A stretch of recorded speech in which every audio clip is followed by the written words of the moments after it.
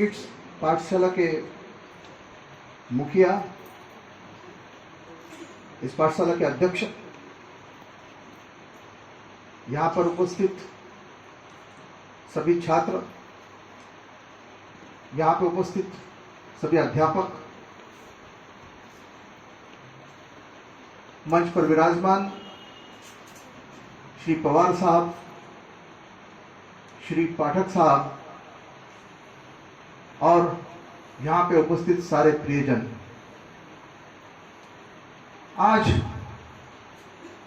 आप लोगों का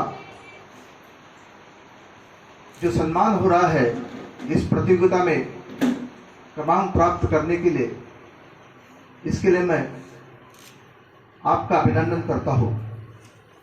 और जिनको पारितोषिक नहीं मिला उनका भी अभिनंदन करता हूं, क्योंकि यह स्पर्धा में पारितोषिक यह महत्वपूर्ण बात नहीं है। तो आप लोगों ने इस स्पर्धा में हिस्सा लिया है नहीं लिया है, यह सबसे बड़ी महत्वपूर्ण बात है। यह कार्यक्रम गए 1.5 महीने से हम लोग कर रहे हैं।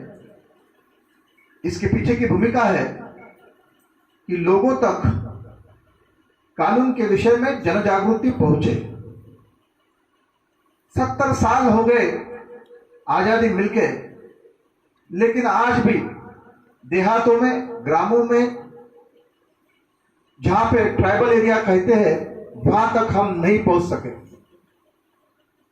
ये मुफ्त कानून का जनजागरण का काम सालों से न्यायपालिका, विधिज्ञ, वकील लोग, जजेस लोग कर रहे हैं। लेकिन इतने सारे प्रयास करने के बावजूद में भी सातत्य उसमें रहने के लिए हमने 1.5 महीने का संकल्प किया कि हम 1.5 महीने न रुकते हुए इस कानून के विषय में जनजागरण का काम करेंगे और देशभक्ति की भी भावना सभी समाज में जागरूक करेंगे। और इसी का भाग करके यह हमने प्रतियोगिता आपके स्कूल में आयोजित की थी।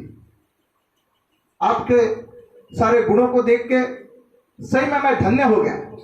मुझे मेरे बचपन की याद आती है।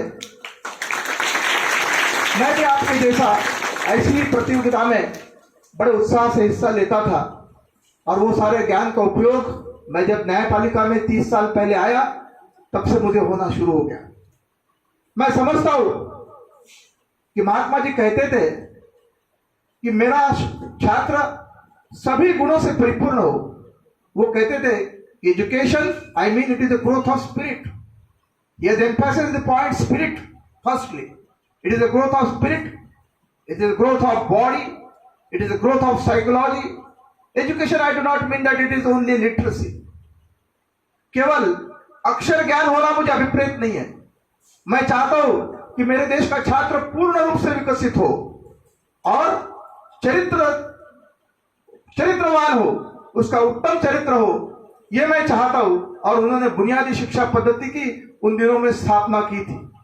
उनके मन की इच्छा यह थी कि यहां का स्टूडेंट, यहां का छात्र सारी दुनिया में किस प्रकार से जीवन रहता है मनुष्य मात्र का, यह बता सके। और आपका यह सारा प्रयास देखने के बाद में, जैसा मैंने कहा कि मैं केवल हक्का बक्का ही नहीं तो धन्य रह गया कि आप लोगों के पास में इतने सारे गुण, दिव्य गुण छिपे हैं। मैं उसका आदर करता हूं और आपके जो गुरुजन हैं उनका भी मेरे हृदय में बहुत आदर है कि आप जैसे गुरुजन इन बच्चों को मिले और इतनी बड़ी स्पर्धा को बड़ी कुशलता से, बड़ी सुंदरता से इन्होंने पार किया। मैं आपसे यह कहना चाहता हूं कि सबसे महत्वपूर्ण स्लोगन, वो स्लोगन कि इसमें बेटी बचाओ और बेटी पढ़ाओ का मुझे लगा। इसलिए लगा कि आज हम लोगों को देश के भविष्य में स्त्रियों को, महिलाओं को, नारियों को भागीदार बनाना अत्यंत आवश्यक है। अन्यथा हमारा देश बराबरी से प्रगति नहीं कर सकता।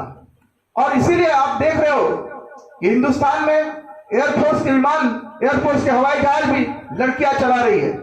26 जनवरी के दिन जो पुरुषों का अधिकार था मोटरसाइकिल के ऊपर में प्रात्यक्षिक करने का, बहुत बड़े मीनार बना के वो मोटरसाइकिल पर प्रात्यक्षिक करते हैं हाथ छोड़ के, वो बहुत कठिन काम भी गए 5 साल से 26 जनवरी की परेड में हमारे छात्राओं ने, हमारे महिलाओं ने करके दिखाया है।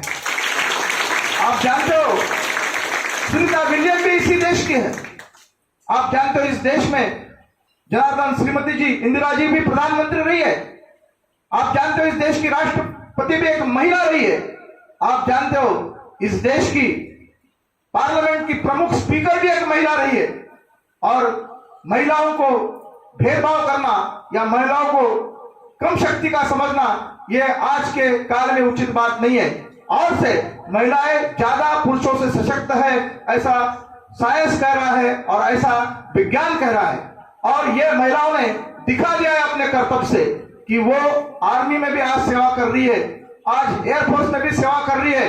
आज हर क्षेत्र में महिलाओं को आगाड़ी पर देख के हम लोगों को निश्चित धन्यता माननी चाहिए कि हमारे जो प्रयास है ये पूर्ण रूप से देश के प्रगति में महिलाओं को शामिल करने के आज फलस्वरूप प्राप्त हो रहे हैं। आप सब लोग मेरे भाषण को सुन रहे हैं, आपको मैं धन्यवाद देना चाहता हूं और मेरे 2 शब्दों को समाप्त करता हूं।